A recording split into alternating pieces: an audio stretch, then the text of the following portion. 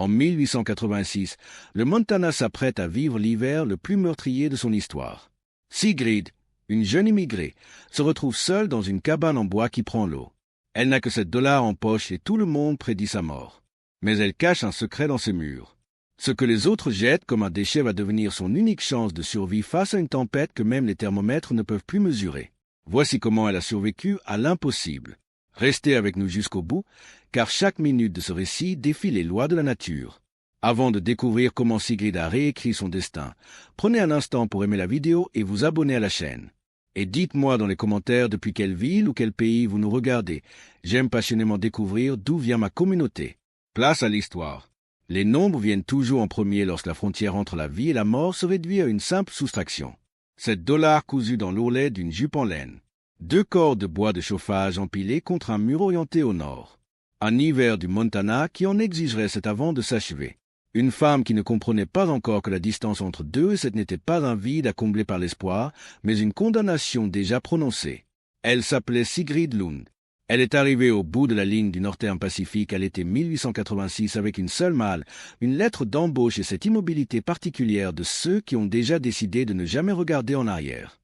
Elle avait 23 ans. Elle connaissait les moutons. Elle connaissait le froid âpre de la ferme familiale. Mais elle ne connaissait pas encore le Montana. Le train l'a déposée sur un quai qui n'était rien de plus que quelques planches érodées clouées à la terre nue.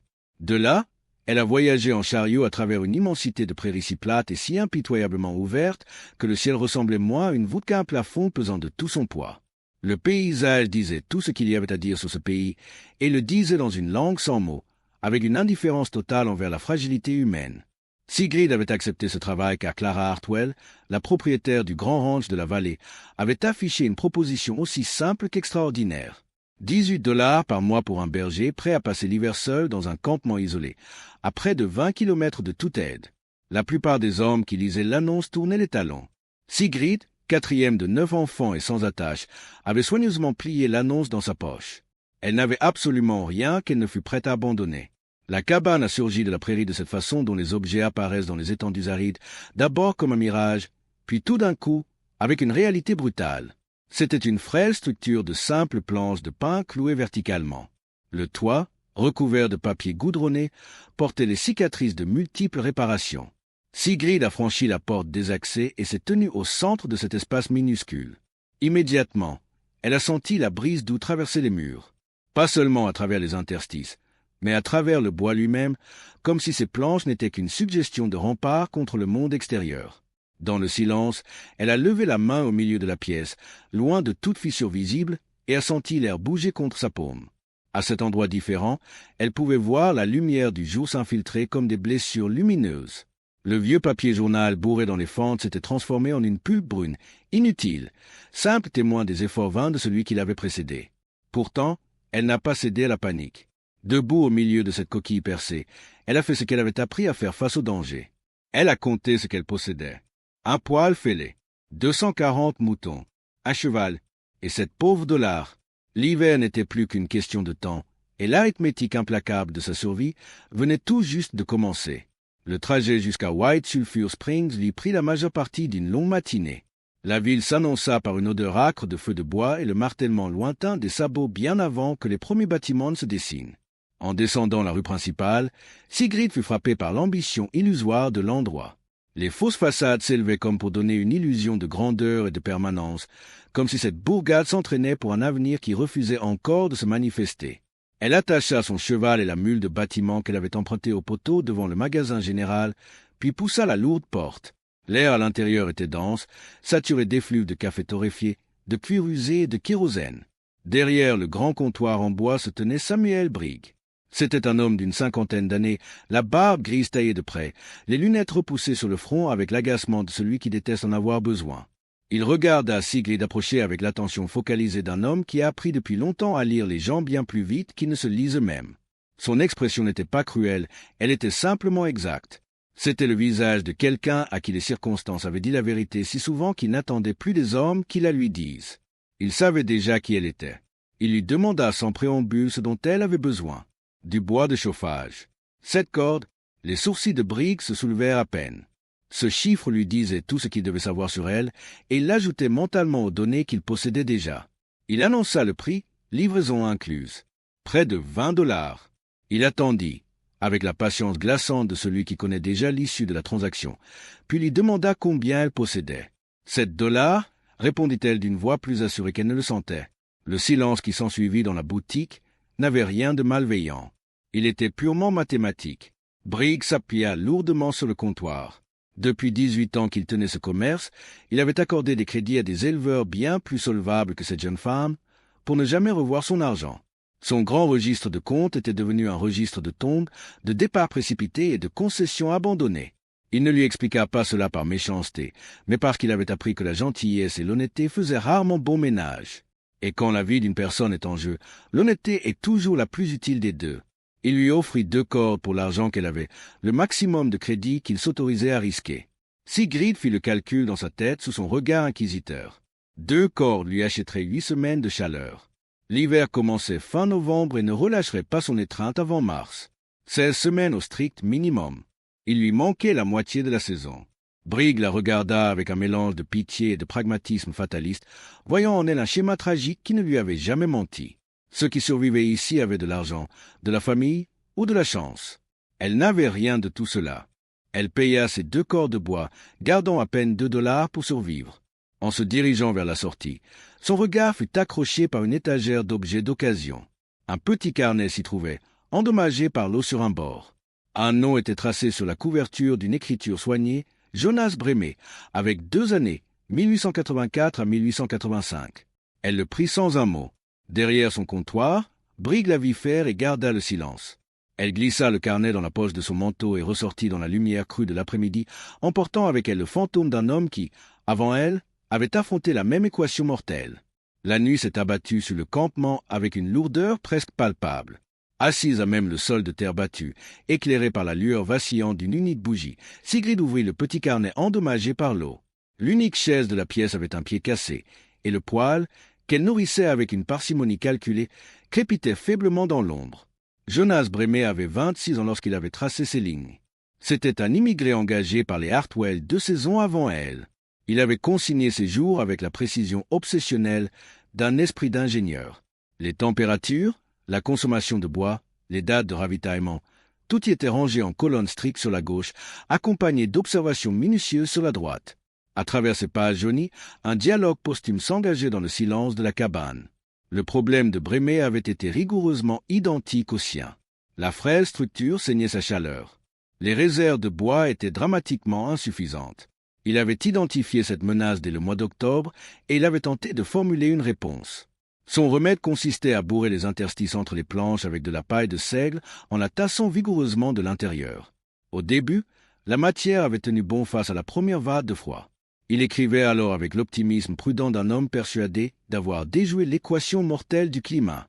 Puis, l'humidité s'était invitée. Les pluies glaciales de novembre avaient précédé le grand gel. La paille avait agi comme une éponge funeste, absorbant la rudesse extérieure pour la retenir prisonnière contre les parois. En moins de 3 semaines, l'intérieur de la cabane empestait la pourriture. Brémé décrivait cette odeur avec un détachement clinique d'abord, puis avec une angoisse sourde à mesure que le phénomène refusait de se dissiper. En décembre, ses phrases s'étaient raccourcies. Janvier ne comptait que 5 pauvres entrées, chacune notant des températures plus extrêmes, un stock de bois mourant et cette toux profonde qui avait pris racine dans sa poitrine. Le genre de toux qui naît lorsqu'on respire un air vicié et humide jour après jour, sans aération, sans la moindre échappatoire. L'ultime entrée portait la date du 19 janvier 1885. 2 simples mots. Toujours froid. Sigrid referma le carnet et le garda longuement entre ses mains froides. La bougie fondait doucement, projetant des ombres accusatrices sur les murs qui avaient abrité l'agonie d'un homme. La nuit était encore assez clémente pour que ces fissures ne soient qu'un simple désagrément, mais elle savait avec une lucidité terrifiante que cette douceur n'était qu'un mensonge passager.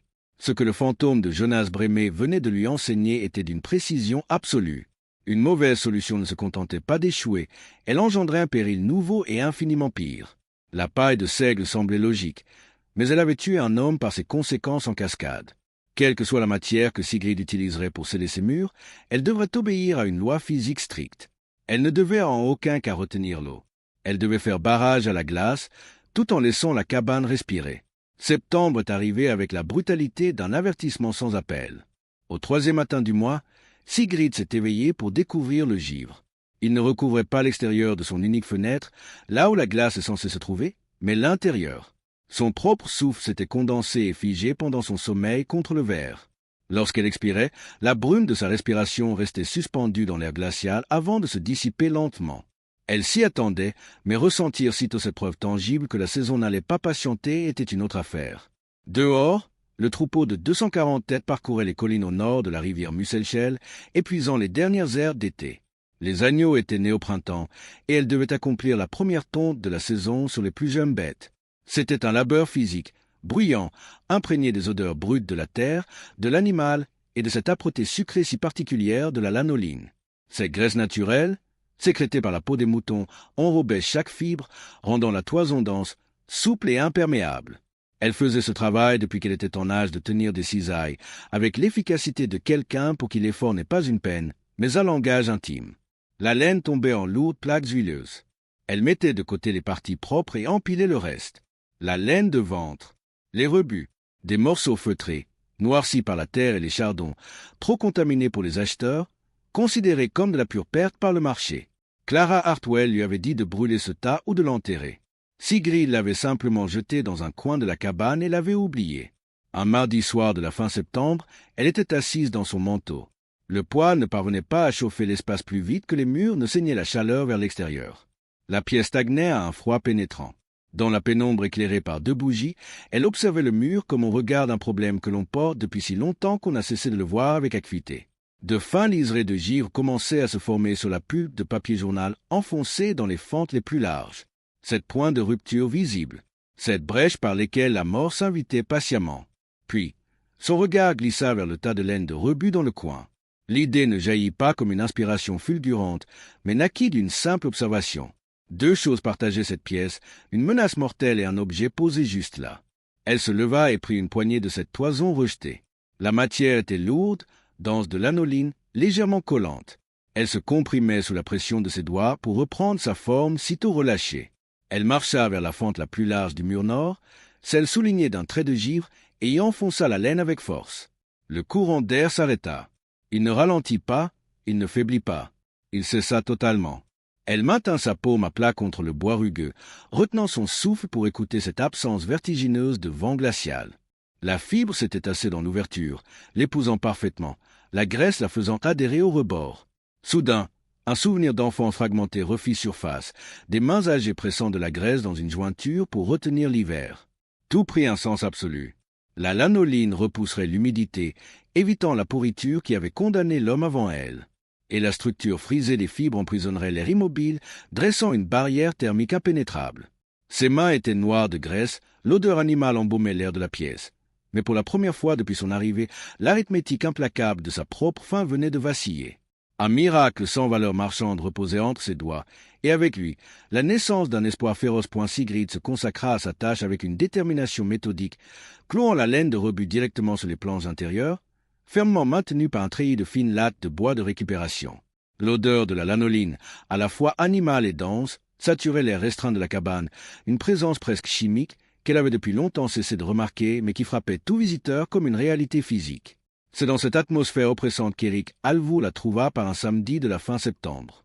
Il apparut de l'immensité de la prairie sur son cheval bai, avec cette lenteur calculée des hommes qui ont survécu à des épreuves mortelles et n'ont plus aucune urgence à prouver quoi que ce soit.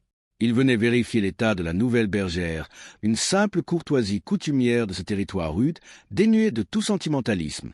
Debout dans l'encadrement de la porte, Éric observa les murs tapissés de toison avec un visage qui passa de la confusion à la reconnaissance, pour se figer dans une neutralité d'une prudence extrême.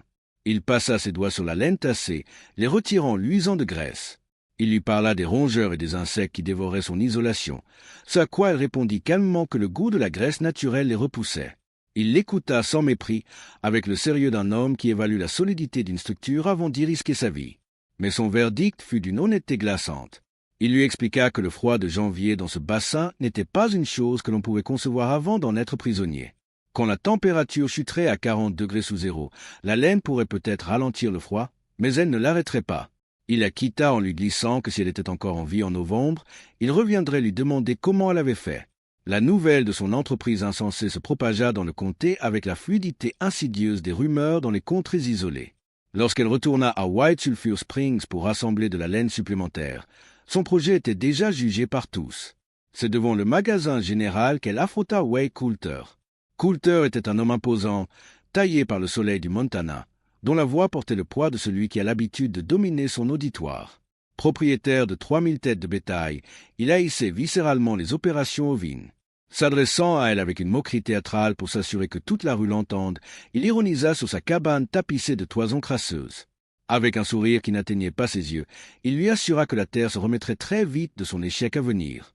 Pour cet homme de pouvoir, la mort de Sigrid n'était pas une tragédie, mais un simple événement écologique, un nettoyage par le vide qui libérerait de l'espace pour son propre bétail. Il la salua en lui promettant qu'elle ne verrait pas le printemps. Sous le regard lourd et silencieux de la ville, Sigrid ressentit le fardeau écrasant de sa marginalité. Elle était absolument seule à croire en cette solution, entourée de pionniers qui avaient bâti leur certitude sur des décennies de cadavres et de faillites. De retour à son campement, elle ne chercha plus à argumenter. L'absence de précédent n'était pas une preuve d'échec. Enfonçant un nouveau clou dans le bois rebelle, elle accepta la friction de cette société hostile avec une sombre et inébranlable détermination. Elle continuerait de bâtir sa forteresse de laine, laissant l'hiver approchant être le seul juge de sa survie. Novembre s'est abattu sur la vallée sans la moindre cérémonie, balayant les ultimes vestiges de l'automne avec une férocité aveugle. Le premier véritable blizzard a frappé l'après-midi du 22, transformant le ciel en une masse grise et dense qui a rapidement englouti les montagnes à l'horizon. En l'espace de quelques heures, la température a plongé vertigineusement dans les abysses du thermomètre et le vent s'est mis à hurler, projetant la neige à l'horizontale avec une force brutale capable d'effacer les repères et les distances. Réfugiée à l'intérieur de sa minuscule cabane, Sigrid a barricadé la porte avec des chiffons. Dehors, la tempête rugissait d'une voix continue et terrifiante, faisant gémir l'ossature de la frêle bâtisse à chaque rafale. Mais à l'intérieur, un miracle silencieux tenait bon. La laine fonctionnait. En posant la main à plat contre le mur nord, elle ne sentait plus le froid mortel et pénétrant du bois nu, mais la présence protectrice d'une véritable barrière. Le poêle consumait ses bûches à un rythme mesuré, et la pièce conservait une chaleur précaire. Soudain, au cœur de la nuit noire, une décharge d'adrénaline a figé son sang. Un courant d'air perfide venait d'apparaître au ras du sol. Ce n'était pas un simple murmure d'air froid, mais un souffle tranchant et concentré, assez glacial pour engourdir sa main en l'espace de 3 secondes. Le bois des parois, en se rétractant sous l'effet du gel intense, avait ouvert une brèche inédite. Dans l'urgence absolue de la tempête, Sigrid n'a pas cédé à la panique. Elle a immédiatement saisi sa maigre réserve de laine de rebut, gardée avec précaution précisément pour ce genre de trahison imprévisible de la matière. À genoux dans la pénombre, martelant les lattes par-dessus le vacarme assourdissant du vent, elle a colmaté la faille de ses doigts agiles. Le souffle mortel s'est tué à l'instant même. C'était là son tout premier goût enivrant de victoire contre la nature sauvage. Lorsque le blizzard a finalement consenti à relâcher son étreinte meurtrière quelques jours plus tard, le paysage n'était plus qu'un océan silencieux de congères immaculées. C'est alors qu'Éric Alvaux est réapparu.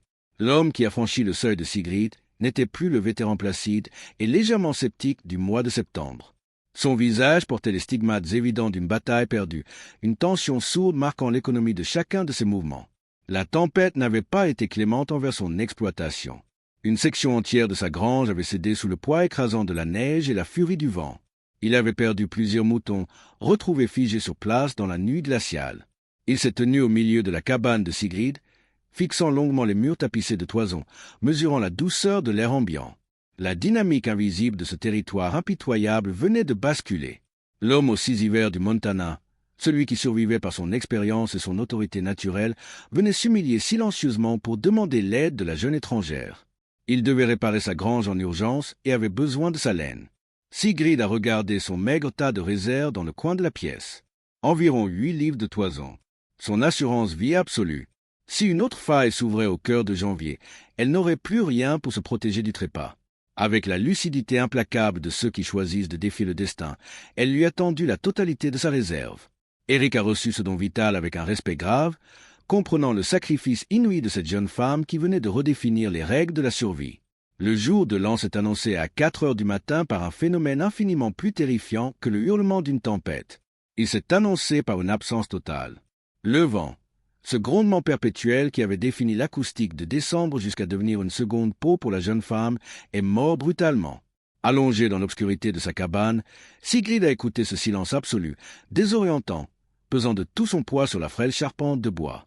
Lorsqu'elle a finalement posé les yeux sur le petit thermomètre mural, le mercure indiquait 22 degrés sous zéro. À l'intérieur, l'air stagnait péniblement juste au-dessus du point de congélation. Pour la première fois depuis le mois de septembre, une fine pellicule de glace recouvrait la surface de son seau d'eau. Son propre souffle formait une brume pâle qui flottait un instant dans la pénombre avant de s'évanouir sans un bruit. Assise dans la pénombre glacée de l'aube, Sigrid a laissé les mathématiques implacables de sa survie reprendre leur droit. Elle a calculé l'état de sa maigre réserve de bois avec la précision chirurgicale d'un banquier comptant ses derniers actifs avant la ruine. Il lui restait une seule corde de bois. Devant elle, 9 semaines d'hiver au strict minimum. La marge d'erreur n'était plus seulement mince, elle était presque inexistante. Une seule semaine de froid normal suffirait à consumer son ultime rempart contre la mort. Mais la véritable terreur ne résidait pas dans l'inventaire des bûches restantes. Elle résidait dans la certitude glaçante que le froid qu'elle avait affronté jusqu'ici n'était qu'un simple prologue. 22 degrés sous zéro prouvait sans l'ombre d'un doute que son isolation en laine fonctionnait. Mais cela ne prouvait en rien ce qu'elle ferait à 40 degrés sous zéro. Et le froid extrême ne possède pas une logique linéaire. Le froid à ses profondeurs possède des propriétés assassines que le froid modéré ignore, altérant la résistance du bois, du métal et de la chair. Assise à sa table, buvant une gorgée d'eau tiède, Sigrid s'est retrouvée face au vide psychologique de l'incertitude pure. Elle ressentait le frisson d'une véritable vulnérabilité. Elle avait passé 4 mois à construire la meilleure défense possible avec les restes que le monde considérait comme des déchets. Il n'y avait plus rien à ajouter, plus aucune réparation miracle à inventer. Le mois de janvier allait rendre son verdict sans aucune négociation, et la seule chose qu'elle pouvait faire était d'attendre l'exécution. L'agonie de cette attente a pris fin le 7 janvier, lorsque le ciel au nord-ouest s'est transformé. En sortant de la grange, Sigrid s'est figée sur place. L'horizon n'affichait pas la grisaille habituelle annonciatrice de neige, mais une couleur meurtrie, absolue et contre nature. Une obscurité profonde, bleu-gris, qui ne ressemblait pas à un système météorologique en formation, mais à un événement funeste déjà gravé dans le marbre du destin. L'air était d'une immobilité troublante, comme si la vallée tout entière de la rivière Musselschelle retenait son souffle, pétrifiée par la monstruosité qui s'approchait. Ce calme oppressant n'était que le prélude à la dévastation totale. Sigrid est rentrée, a fermé la porte sur ce ciel de jugement dernier et a regardé son poêle, sachant que la véritable épreuve, celle qui séparait définitivement les vivants des morts, venait tout juste de commencer. La tempête a frappé le 8 janvier à midi précis, avalant l'horizon dans une muraille blanche d'une opacité terrifiante. Le grand hiver, ce fléau dont les générations futures du Montana parleraient avec un effroi respectueux, venait de s'abattre sur la vallée. Ce n'était plus une simple chute de neige, c'était un chaos cinématographique absolu, un océan de violence atmosphérique lancé à l'horizontale. À 6 heures du matin, le lendemain, Sigrid a consulté son thermomètre accroché au mur nord. Le mercure avait purement et simplement disparu, terrifié, recroquevillé au fond de son ampoule de verre. L'instrument était calibré pour mesurer jusqu'à 50 degrés sous zéro. Ce qui hurlait dehors n'appartenait plus au domaine des températures mesurables par l'homme. Ce n'était plus un climat, c'était un prédateur insatiable cherchant la moindre faille. À 9 heures, par-dessus le rugissement continu et assourdissant de la vallée engloutie, un son distinct a percé l'obscurité de la cabane. Une série de coups heurtant le bois. 4 frappes, une longue pause, 3 frappes. Aucun vent ne possède une telle symétrie. Sigrid se précipitait vers l'entrée. Tirer sur cette porte revenait à ouvrir l'antichambre de l'enfer. L'air extérieur la frappait avec la brutalité physique d'une lame, projetant des cristaux de glace directement dans ses yeux avant même qu'elle ne puisse cligner des paupières. Dans ce hurlement aveuglant, une forme humaine s'est écroulée à l'intérieur de la pièce. C'était Eric Alvour. Il n'était plus qu'un spectre de glace mouvant, un homme fonctionnant bien au-delà des limites de la biologie humaine. La neige avait fusionné avec ses vêtements pour former une armure rigide. Sa barre n'était qu'un bloc solide de givre. Sigrid a poussé la lourde porte de toutes ses forces, pesant de tout son poids sur le bois pour la refermer contre la pression formidable de la tempête, scellant à nouveau leur fragile forteresse de vie. Dans la lumière vacillante du poêle, elle a vu ses mains. La vision exigeait une maîtrise absolue d'elle-même pour ne pas céder à la panique. Ses mains n'étaient pas simplement pâles, elles étaient blanches. Du blanc cireux, translucide et cadavérique de l'os dont le sang s'est totalement retiré. L'engelure avait atteint son stade le plus critique. cet instant précis où la chair négocie silencieusement entre les dégâts profonds et l'amputation définitive. Sigrid a agi avec une précision clinique, mue par un instinct viscéral de survie. Elle a lutté avec ses doigts contre le tissu gelé du manteau de l'homme, forçant les boutons raidis qui résistaient comme du métal. Elle a délassé ses bottes transformées en cylindres de glace, découvrant des pieds arborant la même couleur macabre. Dans l'intimité poignante et solennelle de cette cabane assiégée, elle a pris de larges poignées de sa laine de rebut brut. Elle a enveloppé étroitement ses mains et ses pieds mourants. La graisse de l'anoline ne produirait pas de chaleur, mais l'enchevêtrement serré des fibres allait capturer et préserver la moindre étincelle de chaleur vitale que son corps défaillant parvenait encore à émettre. Elle l'a installé au plus près du poêle, empilant sur lui chaque couverture disponible. Le corps d'Eric s'est mis à trembler avec une violence incontrôlable. Ce n'était pas le frisson de l'inconfort, mais la réaction désespérée d'un organisme utilisant ses ultimes systèmes d'urgence à pleine capacité pour ne pas s'éteindre. Lentement, après avoir bu de l'eau tiède tenue par les mains de Sigrid, les monts franchit ses lèvres engourdies. Le toit de sa grange avait cédé sous le poids massif de la neige. Ses moutons étaient tous perdus. Il avait marché près de 10 kilomètres dans le noir, à travers une température qui aurait dû le tuer 100 fois, choisissant le mouvement plutôt que la résignation. Il était étendu là, respirant, vivant. Dehors, la température plongeait vers les 60 degrés sous zéro. Dedans, la pièce maintenait une température positive. Les murs tapissés de toisons de Sigrid soutenaient un différentiel ahurissant de 75 degrés. Une barrière impénétrable entre le souffle absolu de la mort et le battement d'un cœur humain. Au cœur du pire cauchemar blanc de l'histoire du Montana, la folie arithmétique d'une femme venait de sauver un homme des portes de l'enfer. Lorsque la tempête a finalement rendu les armes après des jours d'un siège impitoyable, le silence qui a suivi était d'une lourdeur presque irréelle. Sigrid a entrouvert la porte de sa cabane et s'est tenue dans l'encadrement. L'air qui a frappé son visage n'était plus ce prédateur invisible cherchant à la dévorer instantanément. C'était simplement le froid. Un froid mordant, glacial, mais un froid dans lequel un être humain pouvait de nouveau respirer sans sentir ses poumons se cristalliser. Le monde extérieur n'était plus qu'un océan de blanc aveuglant, sculpté en vagues figées par la furie des vents. Mais le soulagement n'avait pas sa place dans l'équation de cette vallée. À l'intérieur, près du poêle qui rayonnait encore doucement, la réalité s'est imposée avec la netteté d'un coup près. Sigrid a scruté ce qu'il restait de son tas de bois. Un 8e de corde. À peine 10 misérables jours de chaleur en maintenant le feu au seuil de la survie. Et l'hiver, lui, avait encore 5 longues semaines à imposer. Elle est restée longuement immobile au centre de la pièce, la même où elle s'était tenue en août lorsqu'elle avait compris pour la première fois les termes de son exécution. Ces murs de laine avaient accompli l'impossible. Ils avaient tenu bon face au pire événement climatique jamais enregistré dans ce territoire. Elle avait protégé un homme mourant et gardé en vie 225 moutons avec une quantité de combustible ridicule. Et pourtant, la mathématique de sa survie réclamait toujours son dû. Vaincre la tempête du siècle ne signifiait absolument rien si elle finissait par geler dans l'obscurité du mois de mars à coups de bûche. La nature n'accordait aucun répit pour les actes de bravoure.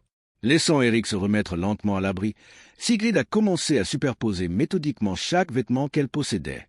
La laine contre la peau, le tissage lourd, le premier manteau, puis le second, ajustant le col pour protéger son visage des morsures du vent. Elle allait devoir marcher jusqu'à White Sulphur Springs, 8 miles d'un calvaire blanc. La marche a exigé près de 5 heures d'efforts inhumains, mais Sigrid n'en a compté aucune. Elle avait appris au fil de ces longs mois que mesurer le temps ou la distance était un poison pour l'esprit lorsqu'on avance dans un désert de glace. La neige lui arrivait parfois jusqu'aux cuisses, chaque pas exigeant la force de soulever un poids mort. Sa progression est devenue une méditation brutale, la cadence mesurée d'un corps qui saisit la différence vitale entre l'agitation et l'efficacité. Elle devait avancer assez vite pour générer de la chaleur interne, mais assez lentement pour ne pas brûler les ultimes réserves de son organisme. Le paysage étincelait sous un soleil cruel et sans chaleur, mais elle ne regardait que la neige devant ses bottes. Elle s'est interdit de penser au foyer vide qu'elle avait laissé derrière elle. L'angoisse aurait consumé la concentration dont elle avait désespérément besoin pour survivre à cette étendue sauvage. Elle marchait vers un nouveau problème, vers la ville et vers Samuel Brigg. Elle n'avait rien à offrir en garantie, aucune monnaie d'échange, seulement le fait brut et inouï qu'elle était encore en vie. Il lui fallait maintenant affronter la loi des hommes avec la même forteresse mentale qui lui avait permis de vaincre la loi de la glace. Les premiers bâtiments de White Sulphur Springs ont émergé de la neige avec la certitude graduelle des choses qui ont toujours été là. Mais la bourgade que Sigrid a découverte en ce mois de février n'avait plus rien de l'énergie fébrile de l'automne. Les visages croisés dans la rue portaient les stigmates de ceux qui ont été tenus en otage par la glace pendant des semaines, affichant le regard creux et désorienté des survivants d'une catastrophe. Lorsqu'elle a poussé la lourde porte du magasin général, la chaleur et le bruit l'ont frappée simultanément. La boutique était bondée, remplie d'hommes et de femmes au trait tiré, venus chercher ce qu'il restait de provisions avec une urgence silencieuse. L'air était saturé d'odeurs de café, de fumée et de cette chaleur humaine si particulière aux espaces confinés. Derrière le comptoir, Samuel Brigg paraissait plus mince, son visage émacié par les rigueurs de la saison. Mais lorsque ses yeux ont trouvé Sigrid dans la foule, ils n'ont exprimé aucune surprise. Il y avait plutôt dans son regard la gravité délibérée d'un homme qui tenait un registre rigoureux et qui venait tout juste de recevoir une donnée impossible. Elle a attendu avec cette patience inébranlable qu'elle avait forgée dans le silence de sa cabane. Quand le dernier client s'est éloigné, elle s'est avancée et a posé ses mains rougies sur le bois usé du comptoir. Brigg l'a regardée longuement. Il savait qu'elle avait marché 8 miles dans l'enfer blanc. Il savait, car Eric Alvour, qui avait réussi à regagner la ville quelques jours plus tôt, lui avait raconté. Eric lui avait décrit ses mains et ses pieds gelés, sauvés in extremis par la présence d'esprit de Sigrid. Surtout, il lui avait parlé de cette cabane minuscule, tapissée de laine de rebut, qui maintenait une chaleur impensable alors que le pire froid de mémoire d'homme broyait le reste du monde. Sigrid n'a pas tourné autour du pot.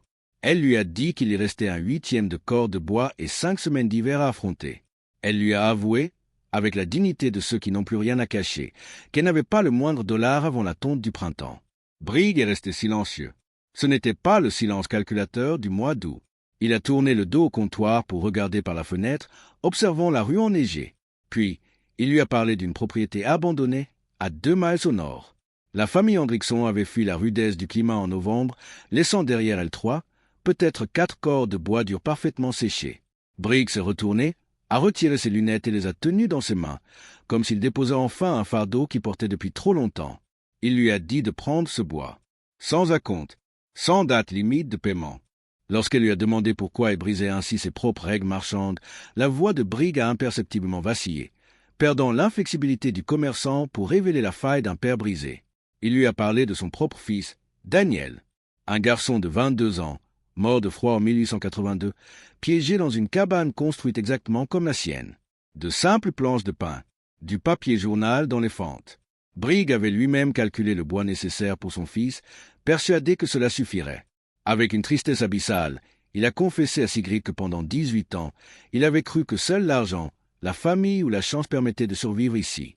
Il n'avait jamais imaginé que l'on puisse réinventer les règles de la survie.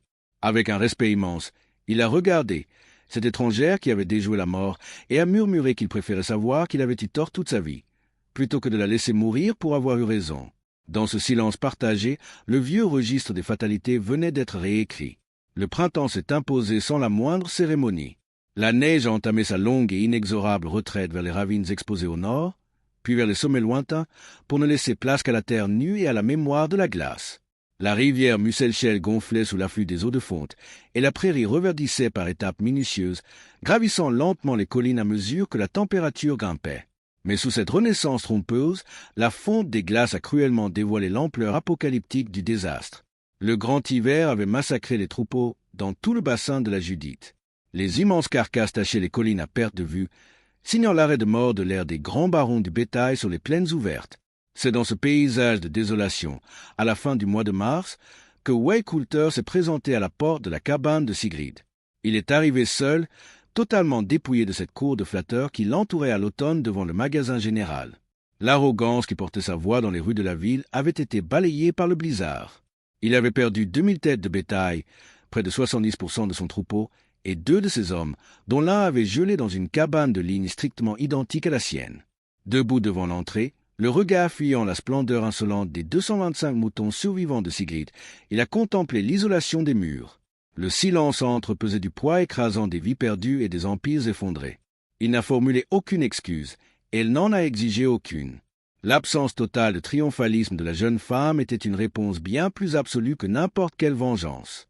Lorsqu'il lui a demandé d'une voix éteinte combien coûterait la laine commerciale pour isoler ses propres bâtiments restants, elle a simplement répondu avec une neutralité professionnelle au tarif du marché. Il a hoché la tête, vaincu par la mathématique implacable de cette bergère qu'il avait publiquement condamnée, et il repartit à cheval vers les ruines de son exploitation. Mais Coulter n'était pas le seul à avoir compris que le monde venait de changer. Les Hartwell, les propres employeurs de Sigrid, sont venus inspecter le miracle dont tout le comté parlait déjà.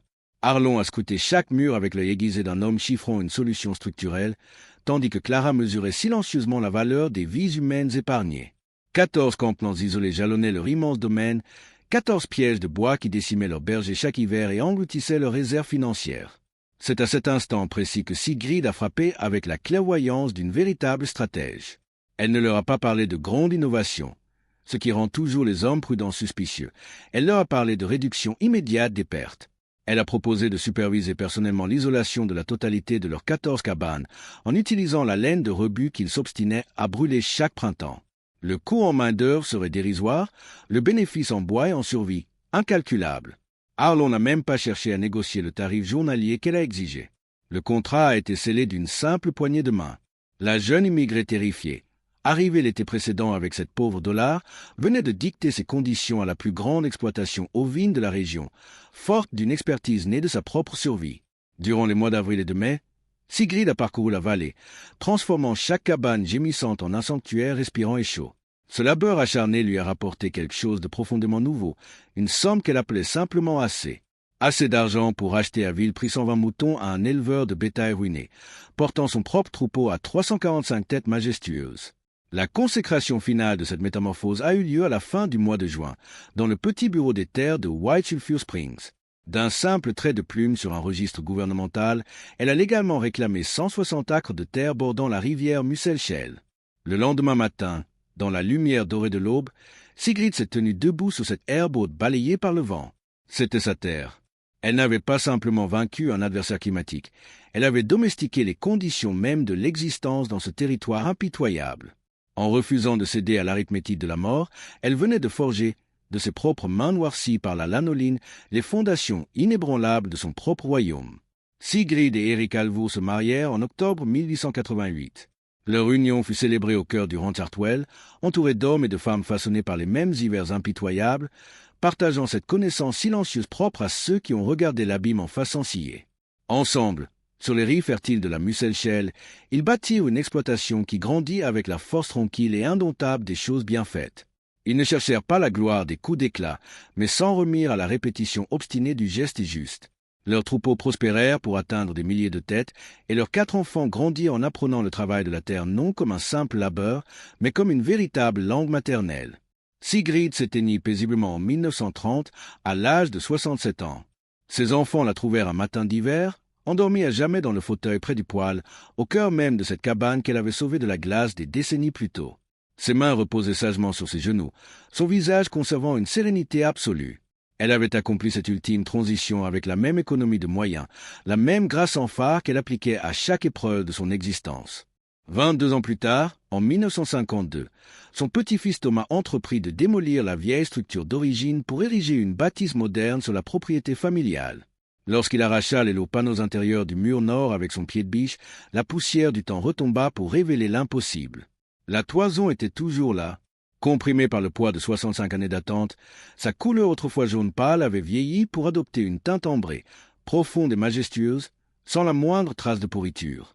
Thomas pressa ses doigts nus contre la laine ancienne. Les fibres frisées offraient toujours une résistance, parfaitement imbriquées les unes dans les autres, accomplissant silencieusement la mission protectrice qui leur avait été confiée un sombre jour de septembre, 2 générations plus tôt.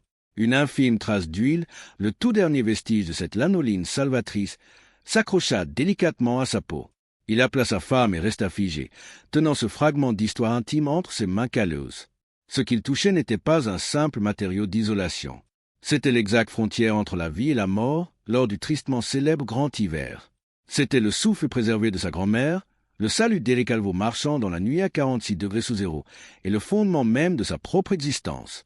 Ce que Sigrid Lund avait accompli n'était pas complexe, car les miracles les plus durables empruntent rarement le chemin de la complexité. Le monde entier considérait cette laine couverte de crasse comme un déchet répugnant. Samuel Briggs lui avait affirmé que pour survivre dans ce territoire impitoyable, il fallait posséder de l'argent, de la famille ou une chance insolente. Sigrid n'avait absolument rien de tout cela. Elle n'avait que son refus viscéral d'accepter que l'absence de ressources signifie l'absence de solution. La réponse était là, tapie dans l'ombre de la pièce. Elle empestait l'animal sauvage et n'avait aucune valeur aux yeux des banquiers. Mais là où le reste du monde demandait combien cette chose valait, Sigrid avait eu la lucidité de demander ce que cette chose pouvait faire. La réponse fut tout simplement tout. L'histoire humaine n'est finalement que cela, la capacité de voir la lumière là où d'autres ne voient que descendre. Si ce récit de résilience pure et d'ingéniosité a résonné en vous, prenez un instant pour aimer cette vidéo, vous abonner à notre chaîne et partager cette histoire, afin que la mémoire de ceux qui ont refusé de plier ne s'éteigne jamais.